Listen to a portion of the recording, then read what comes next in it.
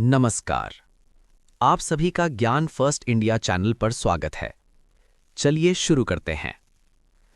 आप देख रहे हैं स्पेशल रिपोर्ट और आज की ये खबर सिर्फ एक खबर नहीं, बल्कि दुनिया के समुद्री इतिहास का सबसे बड़ा मोड़ है। जिस समुद्र को अब तक अंतर्राष्ट्रीय ताकतों का खेल का मैदान माना जाता था, जहां बड़े-बड़े देशों की नौसेनाएं ताकत दिखाती थीं, आज उसी शुद्ध समुद्र पर भारत का निर्णायक नियंत्रण स्थापित हो चुका है। और सबसे हैरान करने वाली बात यह है कि ये सब शुरू हुआ ट्राम के घने चुंगल से। ट्राम का चुंगल, जहां से कहानी पलटी। ट्राम का चुंगल, एक ऐसा इलाका जिसे अब तक सिर्फ नक्शों में हरा रंग भरने के लिए जाना जाता था। घने पेड़, दलदली जमीन और समुद्र से सटा हुआ एक शांत क्षेत्र। लेकिन साल 2026 की शुरुआत में यही इलाका वैश्विक हलचलों का केंद्र बन गया। स्थानीय मछुआरों ने सबसे पहले अजीब हलचल देखी। समुद्र का पानी असामान्य रूप से पीछे हटना, समुद्री धाराओं का अचानक बदलना और रात के समय गहरे समुद्र में तेज रोशनी। शुरुआत में इसे प्राकृतिक घटना कहा गया, लेकिन भारत की नेवी इंटेलिजेंस यूनिट को शक हो गया। सैटेलाइट ने खोली पोल। भारत के सैन्य उपग्रहों ने जब ट्राम के चुंगल और उससे सटे समुद्र की तस्वीरें लीं, तो दिल्ली में बैठे अफसरों के होश उड़ गए। समुद्र के नीचे अवैध संरचनाएं, गुप्त अंडर वाटर केबल और विदेशी ड्रोन बेस। ये कोई प्राकृतिक घटना नहीं थी, ये था शुद्ध समुद्र पर धीरे धीरे किया जा रहा कब्जा, जिसे अंतर्राष्ट्रीय नियमों की आड़ में छिपाया जा रहा था। शुद्ध समुद्र क्या होता है? बहुत से लोग पूछते हैं, शुद्ध समुद्र पर कब्जा कैसे? शुद्ध समुद्र यानी वो समुद्री क्षेत्र जो किसी देश की सीमा में नहीं, लेकिन अंतर्राष्ट्रीय समुद्री कानून के तहत सुरक्षित होता है। और यही वो इलाका है जहां व्यापारिक जहाज, ऊर्जा केबल और भविष्य के खनिज संसाधन। हम उस समुद्र की बात कर रहे हैं जिसे दशकों तक अमेरिका की जागीर माना जाता था, जिस पर ट्रंप की सोच, पेंटागन की रणनीति और नेटो की छाया थी। लेकिन अब वही समुद्र ट्रंप के चंगुल से निकल चुका है। और सबसे चौंकाने वाली बात, एक, बिना एक गोली चले, 2, बिना युद्ध की घोषणा किए, 3, भारत ने शुद्ध समुद्र पर कंट्रोल स्थापित कर लिया है। ये कहानी है साइलेंट वॉर। ये कहानी है नौसैनिक दिमागी चालों की, और ये कहानी है 2026 की सबसे बड़ी भू राजनीतिक उलटफेर की। समुद्र जो कभी आजाद नहीं था। दुनिया के नक्शे पर कुछ समुद्र ऐसे हैं जो दिखते तो इंटरनेशनल हैं, लेकिन असल में नियंत्रण एक ही ताकत का होता है। अरब सागर, हिंद महासागर और उनसे जुड़े शुद्ध समुद्री मार्ग।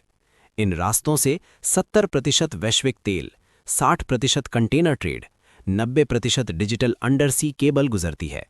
और इसी वजह से अमेरिका ने सालों तक कहा, जो समुद्र कंट्रोल करेगा वही दुनिया कंट्रोल करेगा। ट्रंप युग की समुद्री नीति।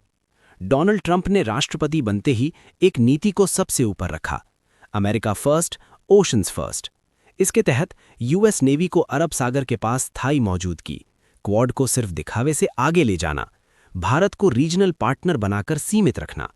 ट्रंप का मानना था, India is useful but not powerful enough to lead oceans, यानी भारत समुद्र में सिर्फ मददगार, मालिक नहीं। लेकिन ट्रंप ने एक गलती कर दी। ट्रंप प्रशासन ने भारत को कम आंक लिया। उन्होंने सोचा, भारत जमीन पर ताकतवर है, समुद्र में अभी सीख रहा है, टेक्नोलॉजी में पीछे है।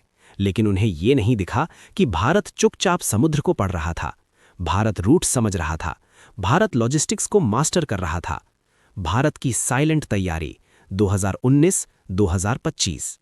जब दुनिया ट्रेड वॉर देख रही थी, यूक्रेन रूस में उलझी थी, चीन अमेरिका के नाटक देख रही थी, तो भारत ने अंधेरे में क्या क्या किया? 1, कामोर्त समुद्री भारत की हिम्मत बना। 2, वेस्ट एशियाई पोर्ट्स पर अपनी पकड़ मजबूत की। 3, दुनिया के 7 समुद्रों के साथ भारत ने संबंध स्थापित किए। 2020 से 2025 के बीच ट्रंप ने जो किया वो किताबों में नहीं मिलेगा। ट्रंप ने युद्ध नहीं किया, उसने नेटवर्क बनाया। Undersea cables, private marine कंपनियां, fishing licence, data surveillance drone और अंतर्राष्ट्रीय एनजीओ का मुखौटा। समुद्र दिखता सबका था, लेकिन कंट्रोल ट्रंप का था। भारत जानता था, अगर आज समुद्र गया तो कल व्यापार जाएगा, परसों ऊर्जा और फिर सुरक्षा। भारत की खामोश तैयारी। भारत ने शोर नहीं मचाया, भारत ने फाइलें खोली। नौसेना के अंदर ब्लू डोमिनेंस सेल बना, इसरो ने सैटेलाइट मैपिंग बढ़ाई, डीआरडीओ ने अंडर वाटर ड्रोन तैनात किए, विदेश मंत्रालय ने चुपचाप समुद्री संधियां रिव्यू की। 2025 के अंत तक भारत के पास था समुद्र का पूरा डेटा, पर ट्राम को भनक तक नहीं। पहला झटका, ट्राम की मरीन कंपनियां बेनकाब। जनवरी 2026, एक साधारण प्रेस रिलीज, लेकिन शब्द साधारण नहीं थे। भारत सरकार ने कहा, भारत के समुद्री क्षेत्र में काम कर रही 11 विदेशी कंपनियां अब राष्ट्रीय सुरक्षा के लिए खतरा हैं। नाम नहीं लिए गए, लेकिन दुनिया जानती थी ये सब ट्राम की फ्रंट कंपनियां थीं। 48 घंटे के अंदर लाइसेंस रद्द, जहाज जब्त, डेटा सर्वर सीज। ट्राम को पहला झटका लग चुका था। शुद्ध समुद्र की परिभाषा। भारत ने एक नया शब्द दुनिया के सामने रखा, शुद्ध समुद्र, प्योर मैरिटाइम जोन। इसका मतलब था कोई अवैध सर्वेलेंस नहीं, कोई डेटा चोरी नहीं, कोई छद्म सैन्य गतिविधि नहीं, समुद्री संसाधनों पर सिर्फ वैध अधिकार। ये सिर्फ घोषणा नहीं थी, ये डॉक्ट्रिन थी। नौसेना का अदृश्य ऑपरेशन समंदर प्रहरी। नाम सार्वजनिक नहीं किया गया, लेकिन कोड नेम था ऑपरेशन समंदर प्रहरी। इस ऑपरेशन के तहत अंडर वाटर सेंसर लगाए गए, ट्राम के ड्रोन निष्क्रिय किए गए, सीक्रेट केबल नेटवर्क काटे गए, डेटा सीधे भारतीय कमांड में आया।